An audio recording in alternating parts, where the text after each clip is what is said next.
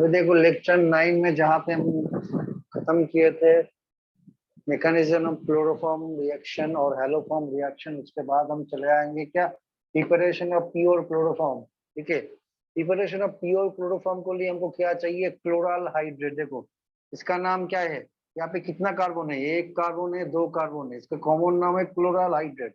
इसका आईयूपीएसी नाम क्या है, दो कार्बन। अभी यहाँ पे देखो सेकेंड कार्बन के साथ तीन क्लोरीन अटैच है, तीन क्लोरीन यहाँ पे प्रीफिक्स का काम करेगा। तो प्रीफिक्स आईयूपीएसी नेमिंग में प्रीफिक्स पहले आता है। तो कितना कार्बन है, कितना क्लोरीन है सेकेंड कार्बन में, तीन क्लोरीन है। तो लिखेंगे क्या 2,2,2, 3 बार 2 लिखेंगे। उसके बाद ट्राइक्लोरो,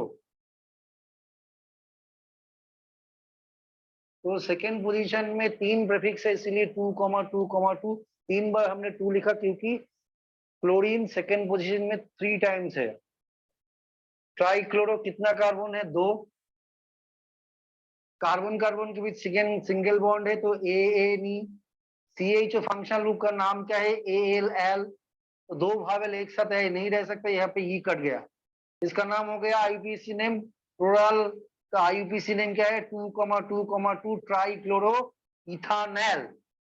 ठीक है, ट्राइक्लोरो इथानल हो गया।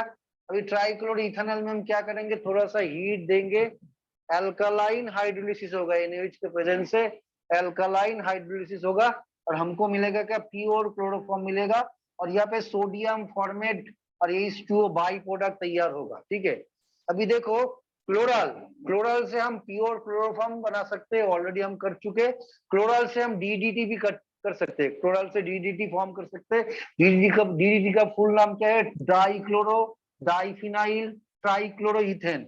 इसीलिए हमको क्या करना पड़ेगा, देखो 1 मोल क्लोरल हमने ले लिया, 2 मोल क्लोरोबेंजीन ले लिया हमने, क्लोरोबेंजीन,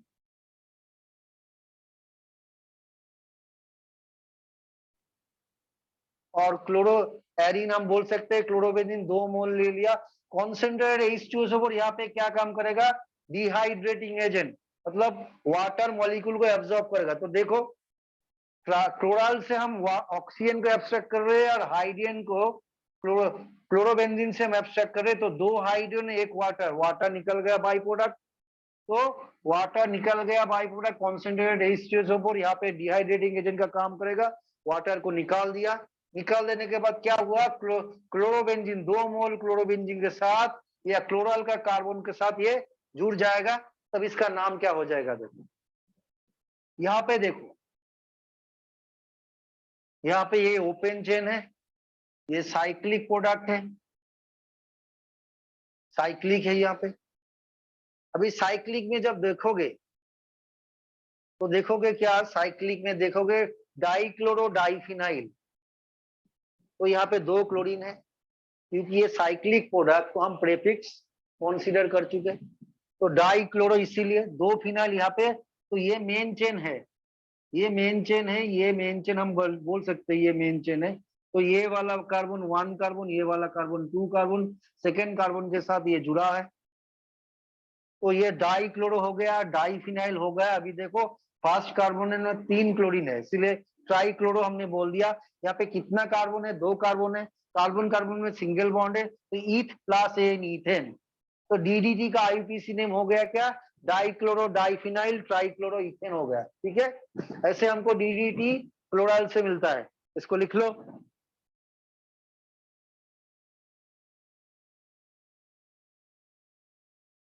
अभी देखो ये हो गया DDT। DDT में देखो क्या होगा, 2 क्लोरीन है, इसलिए हमने फिर से मैं बोल रहा हूँ 2 क्लोरीन डाइक्लोरो, 2 फिनाइल रिंग है डाइफिनाइल। यहाँ पे देखो इसको हम मेन चेन पकड़ लिए, इसको मेन चेन में कितना कार्बन है, 2 कार्बन है, 2 कार्बन मतलब ईथ। पहला कार्बन में कितना क्लोरीन है, 3 क्लोरीन, इसीलिए ट्राइक्लोरो। 2 कार्बन इसीलिए ईथ, कार्बन कार्बन सिंगल वन इसीलिए AN ईथेन। तो डाइक्लोरो डाइफिनाइल ट्राइक्लोरो इथेन, ये हो गया DDT का फुल नेम। ठीक है, अभी देखो इसको हम एक्सपोज करेंगे सनलाइट में, जब एक्सपोज करेंगे तब क्या होगा, सनलाइट में जब एक्सपोज करेंगे तो इन प्रेजेंस ऑफ हीट ये कार्बन और क्लोरीन का ये बॉन्ड ब्रेक कर जाएगा। और ये कार्बन हाइड्रोजन का बॉन्ड ब्रेक कर जाएगा, क्योंकि इसको हमको सर्टेन टाइम पीरियड में इसको सनलाइट में एक्सपोज करना है। ऐसा नहीं है पैकेट से हमने डीडीटी को निकाला बाहर रख के इंस्टेंटली HCl रिमूव होगा, ऐसा नहीं। तो कोई बॉन्ड को ब्रेक करने के लिए एक डेफिनेट अमाउंट ऑफ एनर्जी चाहिए, क्योंकि ईच बॉन्ड का एक बॉन्ड डिसोसिएशन एनर्जी होता है।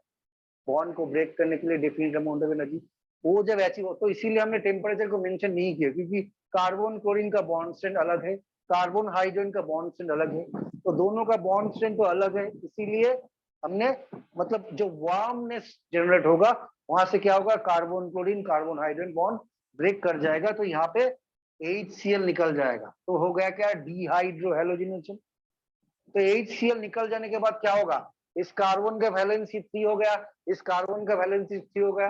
कार्बन का वैलेंसी 4 करने के लिए देखो, कार्बन,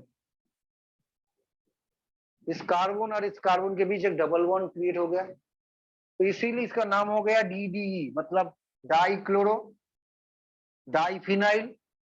यहाँ पे 2 कार्बन है, ईथ, कार्बन कार्बन के बीच डबल बॉन्ड, तो डाइक्लोरो डाइफिनाइल ईथीन, इसका नाम DDE। अभी देखो DDT को जब एक्सपोज करेंगे सनलाइट में तब HCl लिबरेट होगा और DDE फॉर्म होगा। अभी DDE जब फॉर्म होगा तो प्रॉब्लम क्या होगा, बहुत सारा प्रॉब्लम है।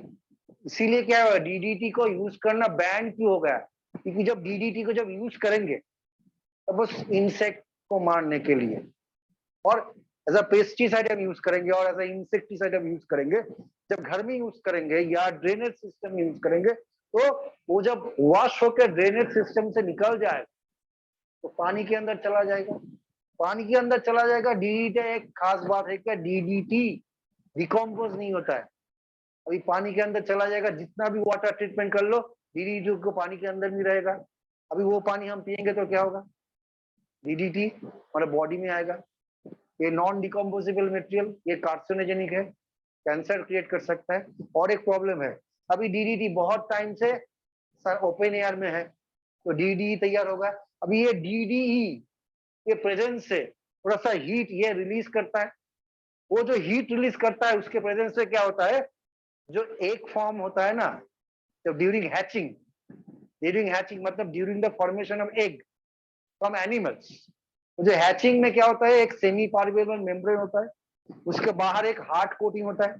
वो सेमी पार्वियल मेम्ब्रेन तैयार होने के बाद वो हार्ड कोटिंग तैयार नहीं होता है, क्योंकि DDE क्या करता है, हैचिंग को प्रिवेंट करता है। इसीलिए वर्ल्ड वाइड DDT को हमने बैन कर दिया। अभी DDT से DDE हमको मिलता है, तो DDT नहीं मिलेगा तो DDE भी नहीं मिलेगा, तो हैचिंग में कोई प्रॉब्लम नहीं होगा। इसीलिए वर्ल्ड वाइड DDT को बैन किया। अभी ओपन मार्केट में कोई ब्लैक मार्केट में कोई खरीदेगा कोई ब्लैक मार्केट, इसके यूज करने का तरीका क्या है, केरोसिन ऑयल में DDT को हमको ऐड करना पड़ता है, तब ये डिजोल्व होता है, वाटर में डिजोल्व नहीं होता। तो नॉर्मल जब ये पानी ड्रेनेज सिस्टम में जाएगा तो ये तो वाटर के साथ मिक्स नहीं होगा, तो इनसॉल्युबल है। वाटर ट्रीटमेंट जितना करो डिकम्पोज नहीं होता है, ओनली क्या होता है, कुछ देर तुम रखोगे तो यहाँ से HCl चला जाएगा और कुछ नहीं होगा, ये बहुत ही हार्मफुल है। इसीलिए DDT पूरी बैंड हो गया, पूरी बैंड। ठीक है, अभी ये हो गया। इसके बाद हम चले जाएंगे industrial preparation of chloroform. Industrial preparation का मतलब क्या है,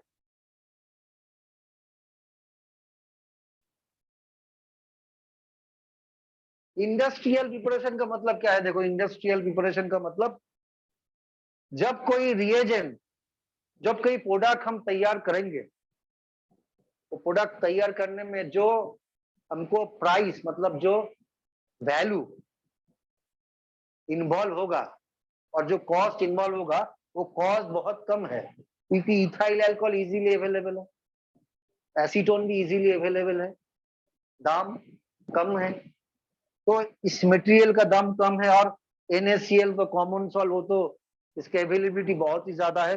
एक्वास NaCl लेंगे तो इलेक्ट्रोलिसिस हो जाएगा, क्योंकि इलेक्ट्रिक करंट हम पास करेंगे, तो यहाँ पे हमको Na+Cl- एनर्जी मिलेगा यहाँ से, और एक्वास मतलब पानी भी है, H+OH- एनर्जी मिलेगा, तो इलेक्ट्रोलाइसिस होगा तो ये चीज अवेलेबल है, इथाइल अल्कोहल एसीटोन दोनों अवेलेबल है, तो यहाँ से हमको क्या मिलेगा, क्लोरोफॉर्म CHCl3 इजीली हमको मिल जाएगा, और इसका यील्ड बहुत ही ज्यादा है। इंडस्ट्रियल प्रिपरेशन उसी को बोलते हैं जहां पे क्या होता है, यील्ड मतलब परसेंटेज, मतलब अमाउंट जो मिलता है उसमें इम्प्यूरिटी कम है, मतलब फॉरेन सब्सटेंस कम है। Foreign substance impurity doesn't means कि ये हानिकारक है, हार्मफुल है। इम्प्यूरिटी मतलब वो सब्सटेंस के बदले और भी कुछ सब्सटेंस वहां पे प्रेजेंट है, उसको हम फॉरेन सब्सटेंस और इम्प्यूरिटी बोल रहे हैं। सपोज ले लो, क्या ले लो, सपोज तुम दाल भात खा रहे हो,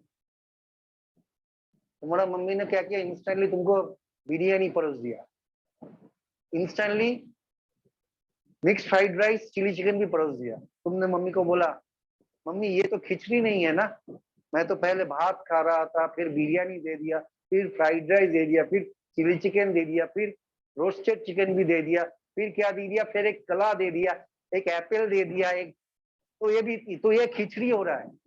तो पहले जब हम भात खा रहे थे और ओनली जब बिरयानी खा रहे थे, वो हमारा था एक सिंपल सब्सटेंस, जहाँ पे जब फ्राइड राइस बाहर से हम ऐड कर दिए, बाहर से चिकन ऐड कर दिए, बाहर से चिली चिकन ऐड कर दिए, बाहर से एप्पल ऐड कर दिए, तो वो तो इम्प्योर नहीं है, हेल्थ के लिए तो बेनिफिट है, बट मिक्सचर हो रहा है, जरूरत नहीं है जहां पे वहां पे हम वो चीज डाल रहे हैं, उसी को हम इम्प्यूरिटी करते हैं और फॉरेन सब्सटेंस कहते हैं। और जब भी कोई बॉन्ड को हमको ब्रेक करना पड़ेगा, ऑटोमेटिकली कोई बॉन्ड ब्रेक नहीं होता, ऑटोमेटिकली कोई बॉन्ड जब ब्रेक हो जाता है तो वो कंपाउंड स्टेबल नहीं है, तो हमको बाहर से हीट अप्लाई क्यों करना पड़ता है, क्योंकि रूम टेम्परेचर में सब बॉन्ड ब्रेक नहीं कर जाता, इसीलिए हमने इथाइल अल्कोहल और एसीटोन यूज करा, इसी इलेक्ट्रोलिसिस करा, एक्वस NaCl से हमको मिल गया क्या, क्लोरोफॉर्म। और जब हम इथाइल अल्कोहल यूज करेंगे तो बाई प्रोडक्ट सोडियम फॉर्मेट होगा, जब एसीटोन यूज करेंगे तो बाई प्रोडक्ट सोडियम एसीटेट होगा, यही डिफरेंस है, ठीक है, इसको लिख लो।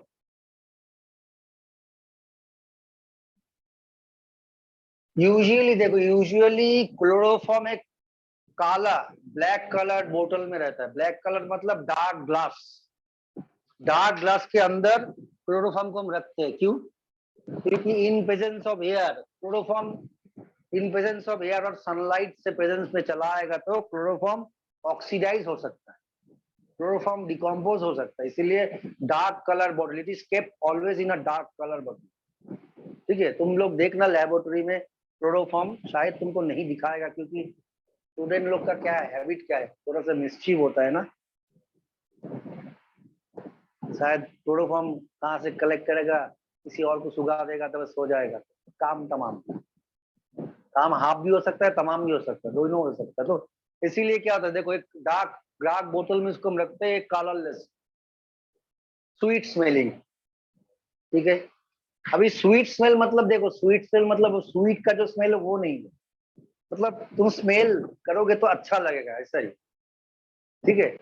अभी देखो इसका बॉइलिंग पॉइंट देखो बहुत ही कम है, 61 डिग्री सेंटीग्रेड, मतलब ये वोलाटाइल है, वोलाटाइल उद्बाई पदार्थ, वोलाटाइल, तुम बाहर में देखोगे ऑटोमेटिकली ये वेपर, वेपर में कन्वर्ट हो जाए।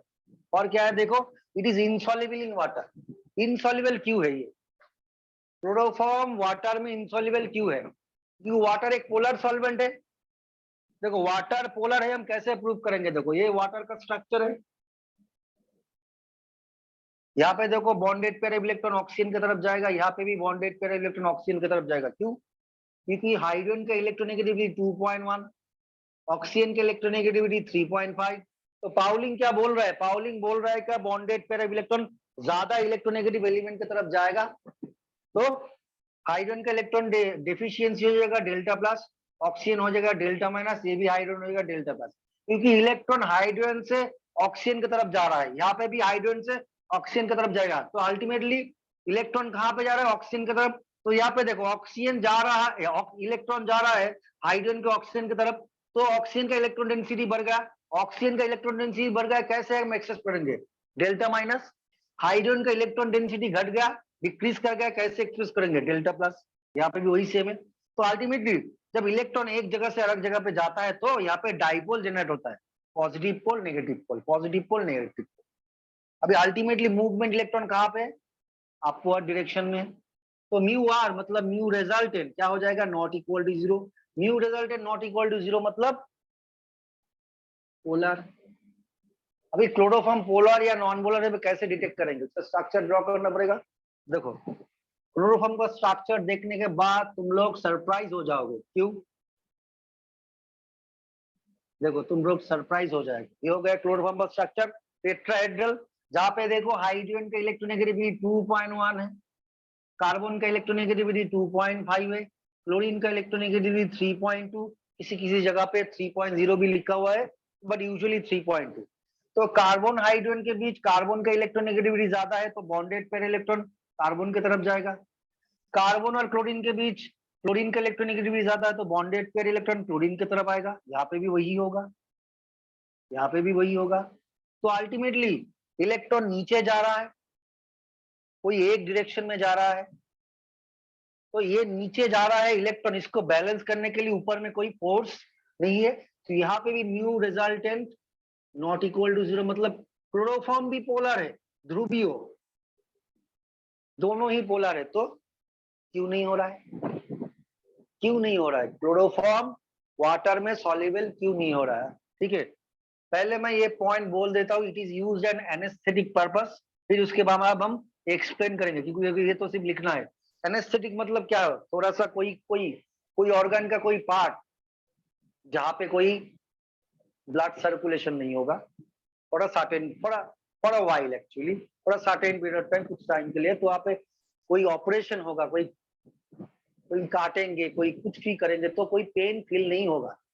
तो इनिशियली ये हम यूज करते थे, अभी नहीं करते। क्यों नहीं करते कि ये जब क्लोरोफॉर्म का केमिकल प्रॉपर्टीज में आएंगे तो बोलेंगे क्यों नहीं होता है। ठीक है, तो अभी मैं इसको हटा देता हूँ। ठीक है, अभी ये क्लोरोफॉर्म वाटर में सॉल्युबल क्यों नहीं है ये मैं बोल रहा हूँ। देखो तो दोनों का स्ट्रक्चर है। अभी हाइड्रोजन बॉन्डिंग किसके किसके अंदर होता है? हाइड्रोजन बॉन्डिंग, तो हाइड्रोजन बॉन्डिंग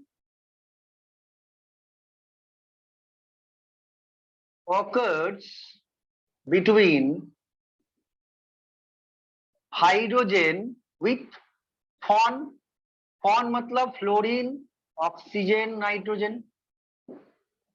अभी क्लोरोफॉर्म में देखो फ्लोरीन नहीं है, क्लोरोफॉर्म में ऑक्सीजन नहीं है, क्लोरोफॉर्म में नाइट्रोजन नहीं है, तो वाटर के साथ, वाटर में जो हाइड्रोजन है उसके साथ क्लोरोफॉर्म का कोई हाइड्रोजन बॉन्डिंग नहीं हो रहा है। तो हाइड्रोजन बॉन्डिंग नहीं हो रहा है, इसीलिए क्लोरोफॉर्म भी पोलर है, वाटर भी पोलर है, इसीलिए क्लोरोफॉर्म वाटर में सॉल्युबल नहीं है, क्योंकि as chloroform is not able to form any hydrogen bond or hydrogen bond with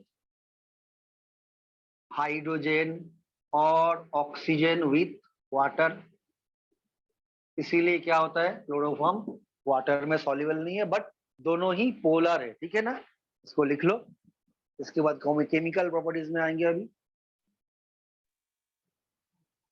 पहले देखो केमिकल प्रॉपर्टीज ऑफ क्लोरोफॉर्म में क्या है, ऑक्सीडेशन, ये बाद में लिखना। ठीक है, ये वाला जो है ना ये बाद में, ये बाद में, पहले हम डिस्कस कर लेते। देखो क्लोरोफॉर्म में, क्लोरोफॉर्म को जब, क्लोरोफॉर्म का बॉटल, जब डार्क बॉटल क्लोरोफॉर्म को जब हम एक्सपोज करेंगे, मतलब उसका बॉटल जब खोलेंगे तब क्या होगा, एयर और लाइट।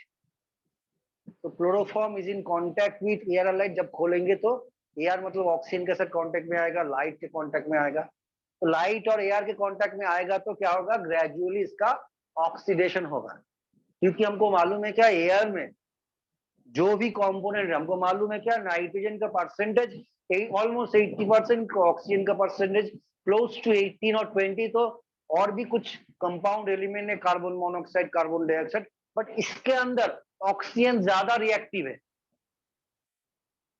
इसीलिए जब भी हम एयर का बात करते हैं तो ऑक्सीजन चला आता, क्योंकि इसके अंदर ऑक्सीजन ही ज्यादा रिएक्टिव, वही ज्यादा रिएक्शन करता है। तो इसीलिए ऑक्सीजन के कांटेक्ट में क्लोरोफॉर्म क्या हो जाएगा, COCl2, जिसका नाम है कॉमन नाम फॉस्जीन गैस। और इसको हम क्या बोल सकते हैं, देखो इसको हम बोल सकते हैं, ये हो गया कार्बोनिल, और ये क्लोरीन है कार्बोनिल क्लोराइड, जो एक पॉइजनस गैस क्यू है, क्यू पॉइजनस। अभी इसको जब इनहेल करोगे तब क्या होगा, ब्रीदिंग ट्रबल चला है, और क्या होगा, रेस्पिरेटरी सिस्टम काम नहीं करेगा, ब्लड सर्कुलेशन बंद हो जाएगा, तो ऑर्गन फेलियर हो सकता है। ओके, तो क्यों होता है, कैसे होता है? तो इसके बाद हम यहाँ पे चले आते हैं। देखो इसके बाद तुम नीचे ये लिखना, देखो क्लोरोफॉर्म को हम कहाँ पे रखते हैं, एक डार्क बॉटल में रखते हैं।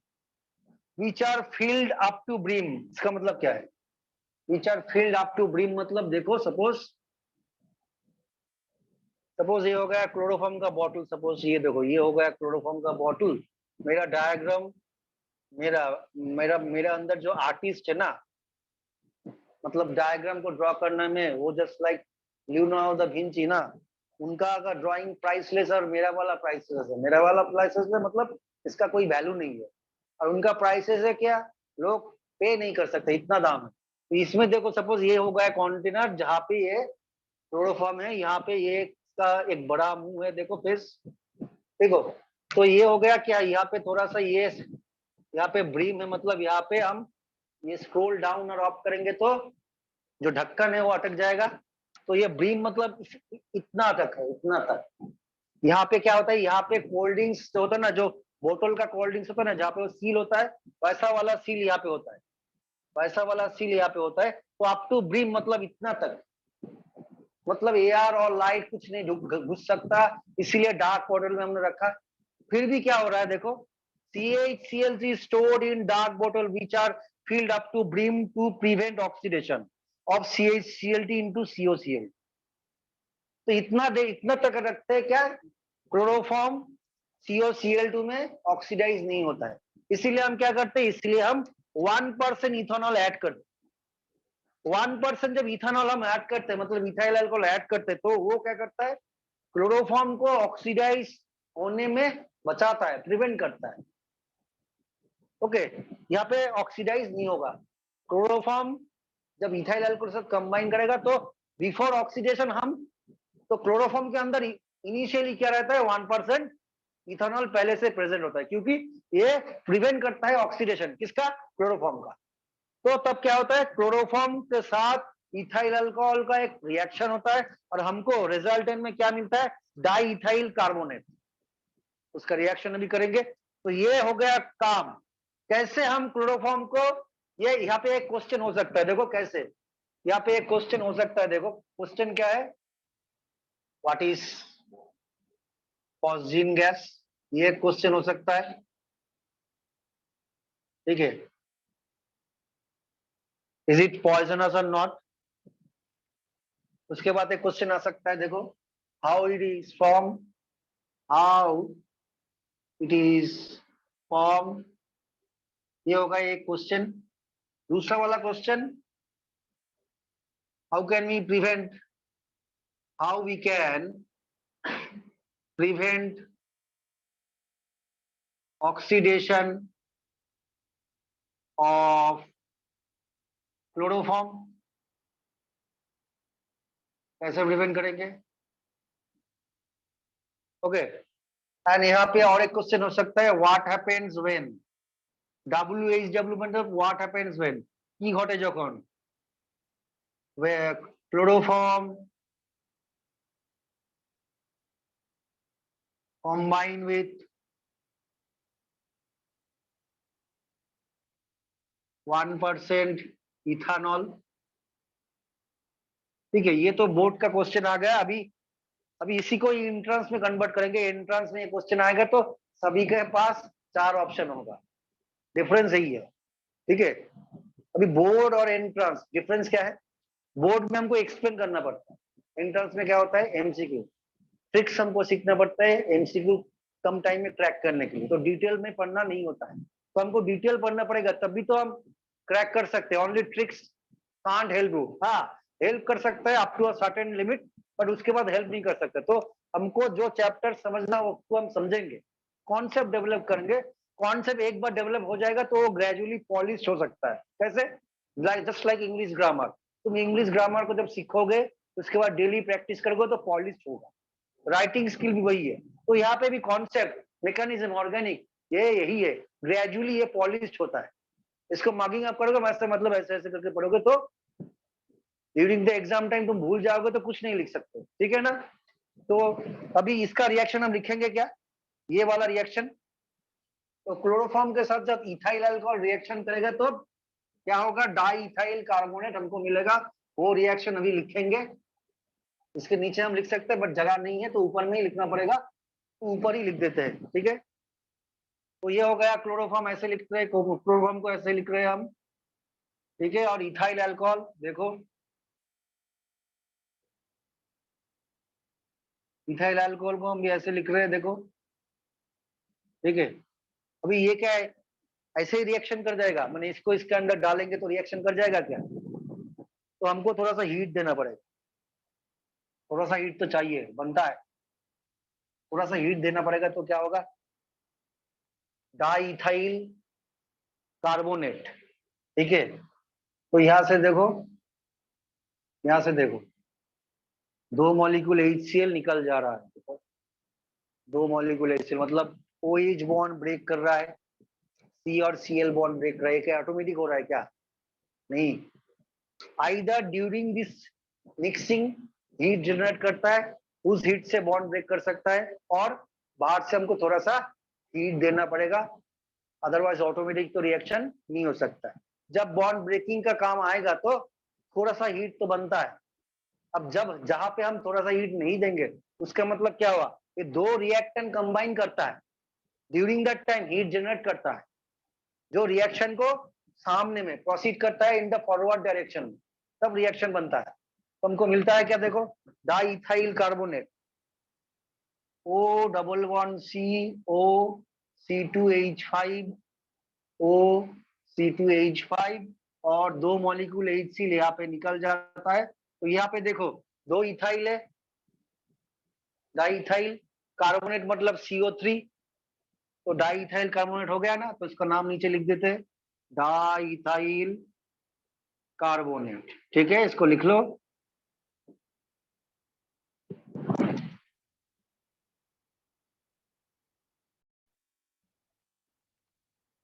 कैसे हमको समझ में आएगा क्या कोई क्लोरोफॉर्म जो दिया हुआ है वो प्योर है और इम्प्योर है? तो आइडेंटिफाई कर सकते हैं, टेस्ट कर सकते हैं, टेस्ट फॉर क्लोरोफॉर्म। तो एक सैंपल में हमको वो प्योर क्लोरोफॉर्म दिया हुआ है, नो नहीं, और सपोज हमको पता भी नहीं है क्या, दो टेस्ट ट्यूब है, ज्यादा करके पूरा भर्ती है, तो एक टेस्ट ट्यूब मतलब 10 ml, तो ये दोनों है, हमको पता नहीं है कौन सा वाला प्योर है कौन सा वाला इम्प्योर है, बट हमको दो सॉल्यूशन दिया हुआ है, बोला गया क्या, एक टेस्ट ट्यूब के अंदर प्योर क्लोरोफॉर्म है और एक टेस्ट ट्यूब के अंदर इम्प्योर क्लोरोफॉर्म है। इम्प्योर क्लोरोफॉर्म में क्या है, क्लोरोफॉर्म के साथ COCl2 मतलब फॉस्जीन है और हाइड्रोक्लोरिक एसिड भी। ठीक है, तो हमने क्या किया, हमने दो एम्प्टी टेस्ट ट्यूब ले लिया, वहां से पहला टेस्ट ट्यूब से हमने थोड़ा सॉल्यूशन लिया, उसके अंदर हमने ब्लू लिटमस दिया, ब्लू लिटमस ही रहेगा, कोई चेंज नहीं हुआ, और एक टेस्ट ट्यूब से थोड़ा सॉल्यूशन लिया, वहां पे ब्लू लिटमस को टच किया, टर्न्स इनटू रेड, जो तो रेड को जो टर्न कर गया, तो हमको समझ में आ गया क्या, इस सॉल्यूशन में कोई एसिडिक सब्सटेंस तो है, क्योंकि एसिडिक सब्सटेंस ही क्या करता है, ब्लू लिटमस को रेड में करता है। बट नो चेंज मतलब हम क्या कह सकते हैं, ब्लू लिटमस चेंज नहीं हो तो है एल्कलाइन हो सकता है, मतलब बेसिक हो सकता है, और ये न्यूट्रल भी हो सकता है। ठीक है, समझ में नहीं आ रहा है। इसके बाद हम क्या किया, सिल्वर नाइट्रेट इसको दे दिया, सिल्वर नाइट्रेट देने के बाद जो सेकेंड टेस्ट ट्यूब है उसमें एक व्हाइट प्रेसिपिटेट आता है, व्हाइट प्रेसिपिटेट चलाया। ठीक है ना, अभी व्हाइट प्रेसिपिटेट चलाया तो हमको समझ में आया क्या, जो सैंपल में हमको बोला गया दो क्लोरोफॉर्म सॉल्यूशन है, एक प्योर है इम्प्योर है, तो जब भी व्हाइट प्रेसिपिटेट चलाया आपको समझ में आ गया क्या, ये सेकेंड टेस्ट ट्यूब का वाला जो सॉल्यूशन है जेन्युइन इम्प्योर है, क्योंकि इसमें तो HCl है। अभी HCl के साथ सिल्वर नाइट्रेट रिएक्शन करेगा तो AgCl का एक व्हाइट प्रेसिपिटेट ऑब्वियसली मिलेगा, और यहाँ पे कोई रिएक्शन नहीं हो रहा है, तो क्लोरोफॉर्म के साथ यूजुअली सिल्वर नाइट्रेट का कोई रिएक्शन नहीं होता है, बट सिल्वर का रिएक्शन होता है। तो ये सेकेंड टेस्ट में जब चले आएंगे तब हमको एक कॉन्फर्मेटरी टेस्ट मालूम होता है, क्योंकि जब लिटमस टेस्ट दे रहे तो वहां पे तो रिएक्शन नहीं हो रहा है, तो जो भी कोई आइडेंटिफिकेशन टेस्ट होगा उसमें कोई रिएक्शन इन्वॉल्व नहीं होगा, कोई ऑब्जर्वेशन नहीं होगा, तो वो कॉन्फर्मेटरी टेस्ट नहीं होता है, गेस होता है, गेस मतलब dry test. Basic radical acid radical का जो ड्राई टेस्ट होता है ना, वो गेस ड्राई टेस्ट होता है, क्या एक गेस, जब हम वेट टेस्ट करते हैं मतलब एक्वा सॉल्यूशन और सॉल्यूशन लेके करते हैं तो हमको कॉन्फर्मिटी टेस्ट मिलता है। तो यहाँ पे AgNO3 का यूज करना one kind of कॉन्फर्मिटी test.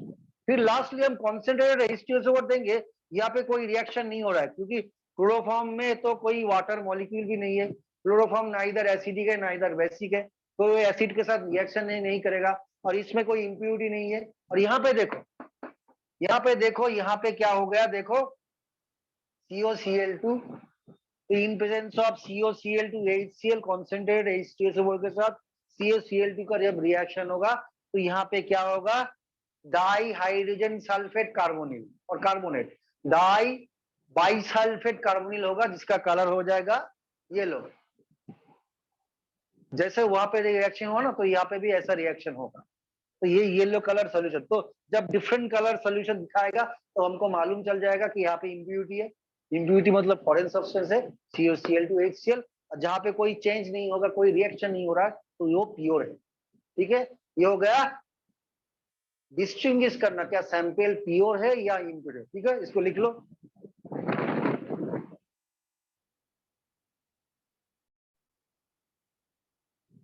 Chloroform में जब हाइड्रोलिसिस करेंगे एल्काली देके, NaOH भी दे सकते हैं, KOH भी दे सकते हैं, अल्टीमेट प्रोडक्ट हमको फॉर्मिक एसिड मिलेगा।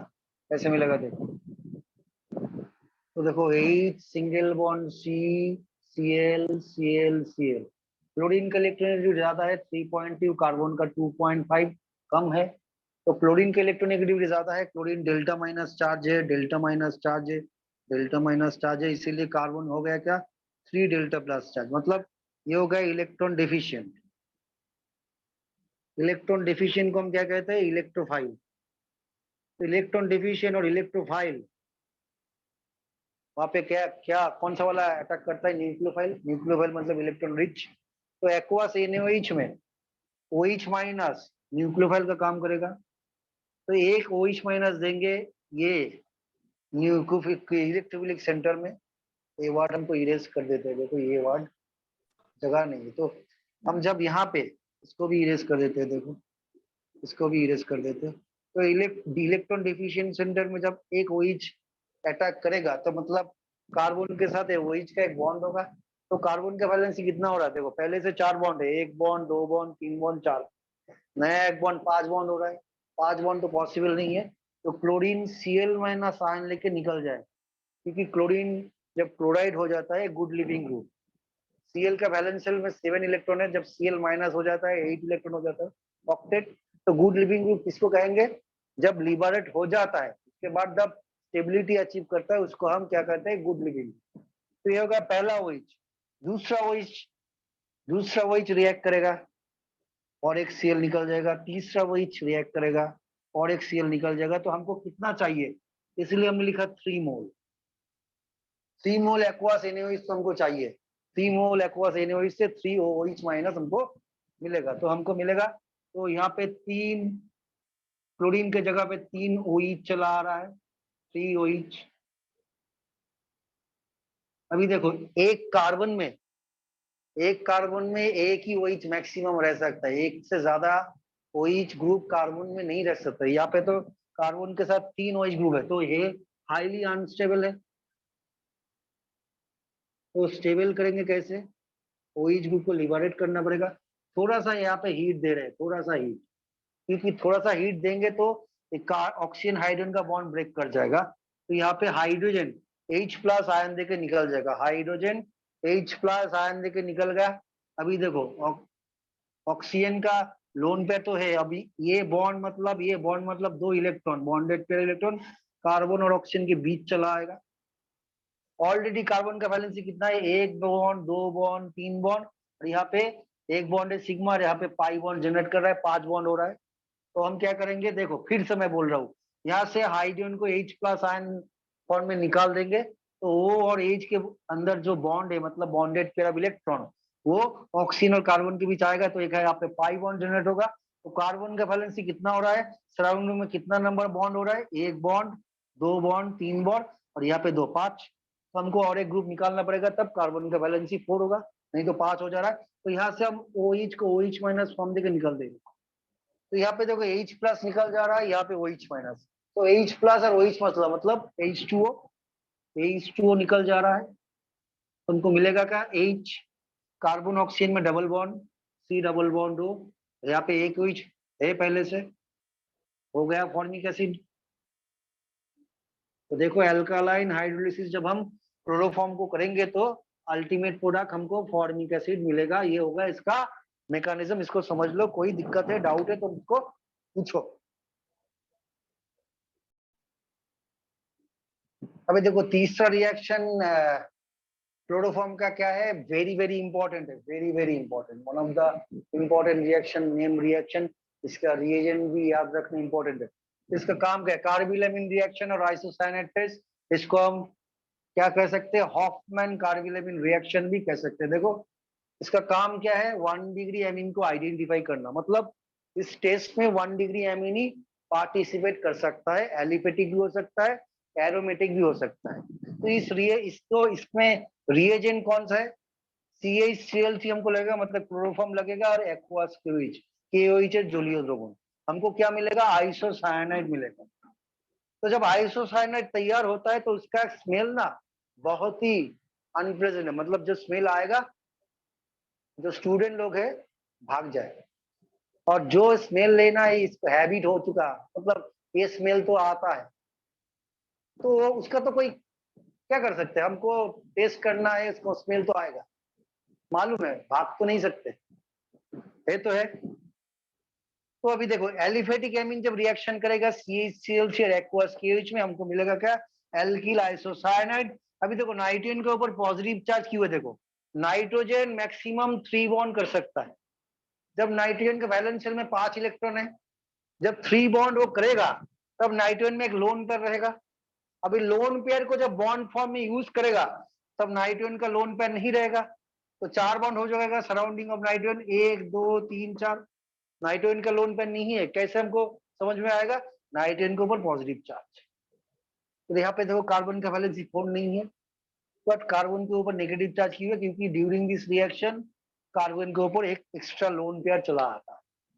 ऑक्टेट हो गया कार्बन, कार्बन का देखो ऑक्टेट हो गया। देखो ये बॉन्ड मतलब 6 इलेक्ट्रॉन, 6 प्लस 2 8।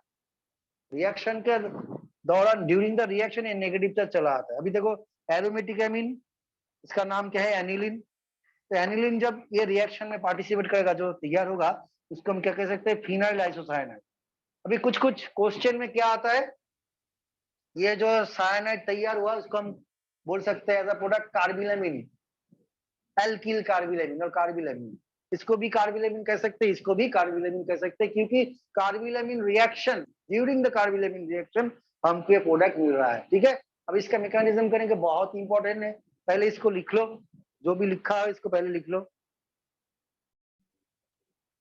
देखो हमने क्या किया, क्लोरोफॉर्म लिया, अच्छी तरह से लिख लो तो समझ में आ जाएगा। तो पहले हमने क्लोरोफॉर्म को ले लिया,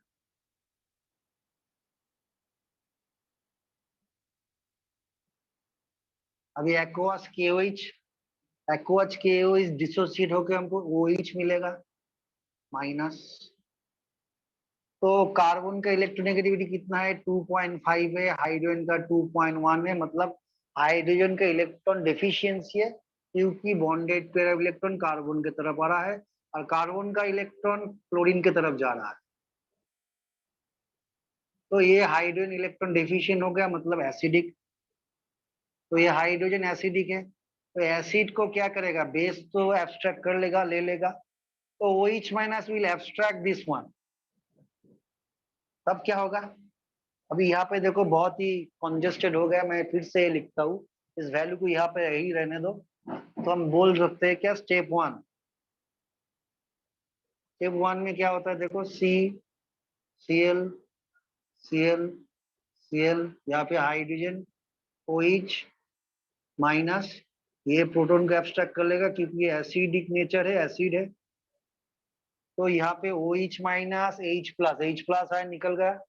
अभी यहाँ पे जो बॉन्ड है, 2 इलेक्ट्रॉन है, कार्बन के ऊपर चला आएगा, तो हमको मिलेगा क्या, CCl Cl Cl, कार्बन के ऊपर 2 इलेक्ट्रॉन, कार्बन के ऊपर ये 2 इलेक्ट्रॉन चला आया तो कार्बन नेगेटिव चार्ज हो गया और निकल गया क्या, H2 निकल गया, H2O माइनस, H2 निकल गया, तो हमको मिला का ये अनस्टेबल स्पीसीज। इसको मैं अनस्टेबल क्यों बोल रहा हूँ और हम क्यों बोल रहे हैं, हम मतलब सब लोग जो मानते हैं कार्बोनिल रिएक्शन हो सकता है, क्योंकि देखो कार्बन क्लोरीन का इलेक्ट्रोनेगेटिविटी 3.2 है, कार्बन का इलेक्ट्रोनेगेटिविटी 2.5 है। तो according to the rule of resonance, जब रेजोनेंस होता है तो हम ये बोलते हैं क्या होता है, ज्यादा इलेक्ट्रोनेगेटिव एलिमेंट के ऊपर नेगेटिव चार्ज रहेगा तो ठीक है, बट ज्यादा नेगेटिव एलिमेंट के ऊपर पॉजिटिव चार्ज रहेगा तो ठीक नहीं है। सिमिलरली कम इलेक्ट्रोनेगेटिव एलिमेंट के ऊपर नेगेटिव चार्ज रहेगा तो ठीक नहीं है, तो यहाँ पे ये ठीक नहीं है, तो इसीलिए क्या होता है, स्पीसीज अनस्टेबल है, अस्थायी प्रकृति।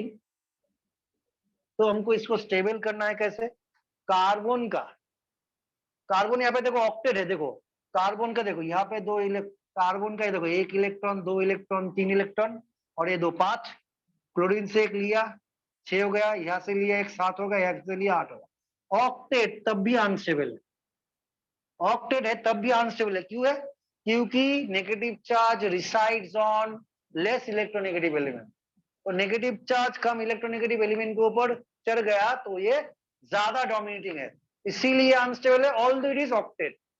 तो यहाँ पे हम क्या करेंगे, कार्बन का ये जो इलेक्ट्रॉन है निकालना पड़ेगा, तो क्लोरीन को इस बॉन्ड से निकाल देंगे तो कार्बन का ऑक्टेट से कार्बन, तो Cl यहाँ पे Cl माइनस हो गया, क्योंकि क्लोरीन का वैलेंस शेल में तो 7 इलेक्ट्रॉन रहता है, अभी यहाँ पे कितना है 8 इलेक्ट्रॉन है, तो 1 इलेक्ट्रॉन ज्यादा है इसलिए नेगेटिव, और ये नेगेटिव मतलब निकल गया, तो हमको मिल गया क्या CCl।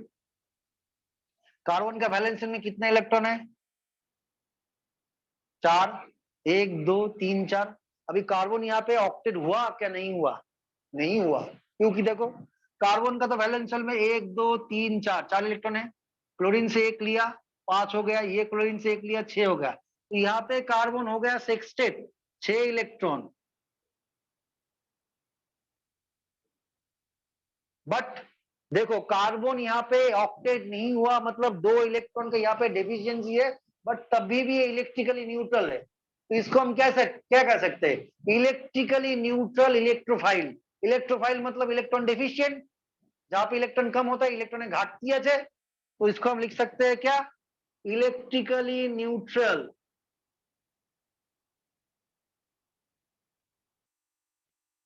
इलेक्ट्रोफाइल। अब ये रिएक्शन में पार्टिसिपेट करेगा, तो हम यहाँ पे एल्कीन स्टेप 2 में एल्कीन एमीन को इंट्रोड्यूस कर सकते हैं, 8 single bond N H H, ये हो गया 1 डिग्री एमीन, जहाँ पे नाइट्रोजन का लोन पेयर है। अभी ये हो गया, इसका नाम क्या है, देखो ये इसका नाम है डाइक्लोरोकार्बिन, ये जो कंपाउंड है ना इसका नाम है क्या, डाइक्लोरोकार्बिन, डाइक्लोरोकार्बिन।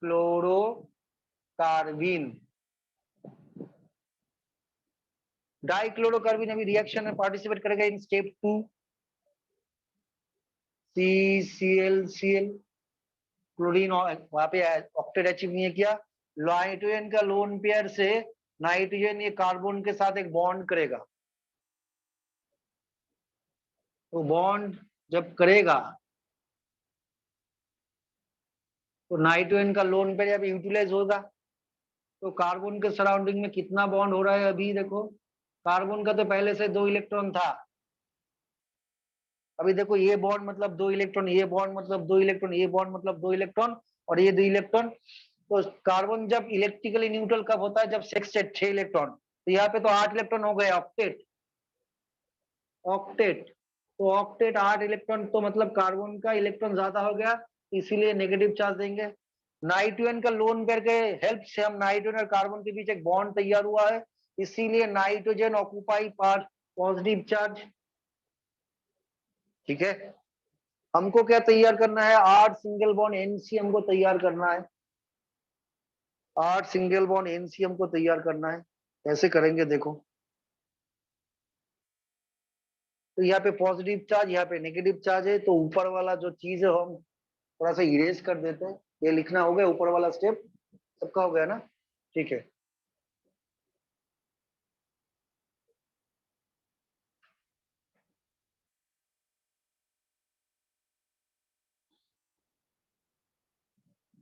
तो हमको ये मिला, ठीक है, हमको ये मिला। अभी क्या करना है, अभी ये कार्बन क्या करेगा, ये हाइड्रोजन को ले लेगा। तो नेगेटिव चार्ज वाला कार्बन जब हाइड्रोजन को ले लेगा, हाइड्रोजन H+ फॉर्म देके निकल जाएगा। और ये नाइट्रोजन हाइड्रोजन का बॉन्ड नाइट्रोजन के ऊपर चला आया तो नाइट्रोजन का लोन पेयर रीजनरेट कर जाएगा। तो हमको मिलेगा क्या, RNH, नाइट्रोजन का लोन पेयर रीजनरेट कर गया। यहाँ पे हो गया क्या, CH, Cl। हमको तैयार करना है क्या, R single bond N triple bond C तैयार करना है। तो हमको कार्बन से ये हाइड्रोजन क्लोरीन क्लोरीन हमको निकालना है। कैसे निकालेंगे, निकालना तो है, कैसे निकाल, तो यहाँ पे कार्बन नेगेटिव चार्ज, ठीक है। अभी देखो ये नाइट्रोजन का लोन पेयर यहाँ पे आएगा तो नाइट्रोजन और कार्बन के बीच एक डबल बॉन्ड होगा। तो कार्बन का वैलेंसी कितना हो गया, 5। देखो already 1 bond 2 bond 3 bond 4 bond है। अभी लोन पेयर यहाँ पे यूटिलाइज होगा तो नाइट्रोजन और कार्बन के बीच एक डबल बॉन्ड हो जाएगा। तो कार्बन का वैलेंसी 5 हो जाएगा। 4 करने के लिए यहाँ पे Cl- फॉर्म देके निकल जाएगा। तो हमको मिल गया क्या, RN double bond CH, Cl। Nitrogen का लोन पेयर यूटिलाइज हो गया इसीलिए पॉजिटिव चार्ज। तो जो Cl निकल गया, जो Cl- निकल गया उसको अभी यूज करेंगे यहाँ पे। तो जो Cl- निकल गया वो अभी न्यूक्लियोफाइल का काम करेगा। क्यों, क्योंकि नाइट्रोजन का लोन पेयर हमको रीजनरेट करना है। तो ये Cl- ये प्रोटॉन को ले लेगा, प्रोटॉन मतलब H+ आयन को ले लेगा और ये बॉन्ड नाइट्रोजन की तरफ चला आएगा। नाइट्रोजन का लोन पेयर फिर से रीजनरेट हो गया। तो Rn नाइट्रोजन का लोन पेयर, यहाँ पे HCl निकल गया क्योंकि Cl- H+ HCl, double bond CHCl आ गया। फिर से ये नाइट्रोजन का लोन पेयर यहाँ पे अटैक करेगा तो नाइट्रोजन और कार्बन के बीच ट्रिपल बॉन्ड तैयार हो जाएगा।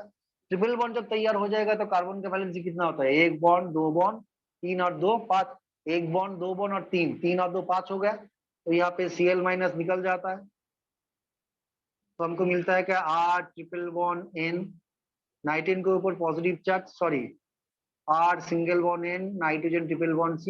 नाइट्रोजन का लोन पेयर यूज हो गया तो नाइट्रोजन का लोन पेयर नहीं है इसीलिए पॉजिटिव चार्ज। यहाँ पे क्या है, यहाँ पे Cl को हमने निकाल दिया, यहाँ पे क्या है, ओनली हाइड्रोजन, ठीक है। जो Cl निकल गया, जो Cl निकल गया, ठीक है, उसको वो Cl को हम क्या करेंगे, वो Cl यहाँ पे फिर से न्यूक्लियोफाइल का काम करेगा, एक्ट एज न्यूक्लियोफाइल। वो ये हाइड्रोजन को एब्स्ट्रैक्ट कर लेगा और ये बॉन्डेड पेयर इलेक्ट्रॉन कार्बन के ऊपर चला आएगा तो कार्बन हो जाएगा क्या, नेगेटिव चार्ज। तो R single bond N triple bond C, carbon के ऊपर लोन पेयर नेगेटिव चार्ज, क्योंकि 2 इलेक्ट्रॉन यहाँ पे चला आया, कार्बन तो ऑक्टेट हो गया।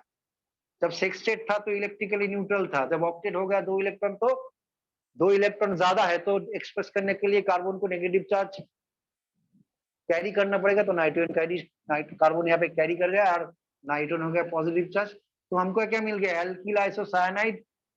तो एल्किल आइसोसाइनाइड हमको कार्बोनिल रिएक्शन में मिल गया। ये हो गया हमारा पूरा मैकेनिज्म, पूरा देख लो।